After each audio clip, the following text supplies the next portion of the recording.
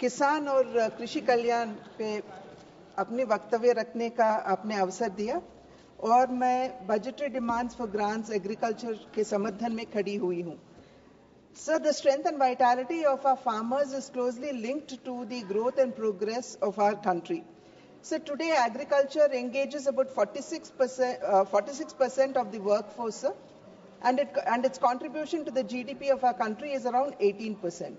But despite the fact, sir, that the share of agriculture is progressively declining in our economy, the importance of this sector goes beyond this indicator. Sir, about 3/4 of the Indian families, they are dependent on the rural incomes, and a large section of our poor actually live in the rural areas. Over and above all of this, sir, the food security of our country is largely dependent on the agricultural sector. So therefore, realizing the potential, the relevance and the importance of the agriculture sector, innovation in farming practices and constant focus on high-yielding crops should be the focal points, sir. And it is also important to address the multifaceted challenges that this sector actually faces. So when we look back in the past 1 decade, since 2014, various issues that have been raised by my colleagues on the other side of the house have been continuously addressed time and again. So the increase in the allocation for budget, sir, to 1,37,757 crores in comparison to 1,22,528 crores in the previous budget, sir. It clearly emphasizes our commitment to the fact that we would like to double the income of our farmers.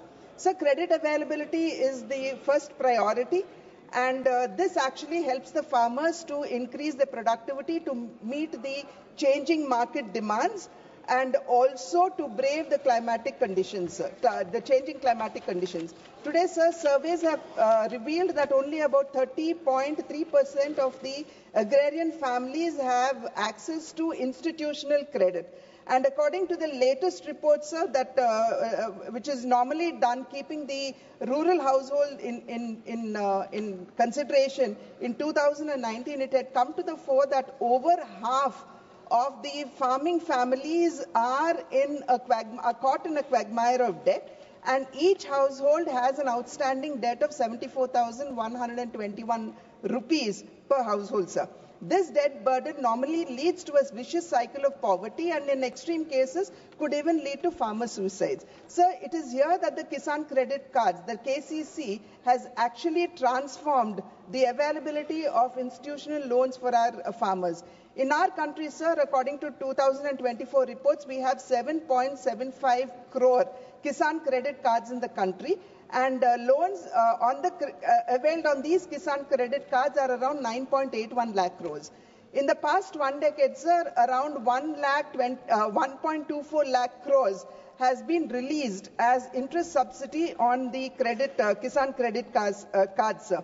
The proportion of small and marginal farmers, sir, who have been availing credit today, institutionalized credit, has risen from 57% in 2014-15 to 76% in 2022-23, sir. So therefore, we need to understand and realize that the increase in the available amount under the Kisan Credit Cards, which has been raised from 3 lakhs to 5 lakhs, sir, is a transformational change and is going to support large sections of our farming society. Today, sir, India is home to 18% of the world's land and also houses only about 4% of the global water resources. To top it all, sir, climate change because of global warming is a reality and is here to stay. Until now, sir, our over-reliance, the dependency of the farming community, or rather their over-reliance on monsoons, sir, has actually hampered our agricultural growth. And as per the reports of 2022-23, sir, only 52% of our cultivable land has access to irrigation facilities. And it is estimated, sir, that due to the global warming, about 15 to 18% of income would be reduced for those families that possess land, and nearly about half would be reduced to 25% would be reduced to those farming families that do not have land. So overpumping of water has led to underwater depletion.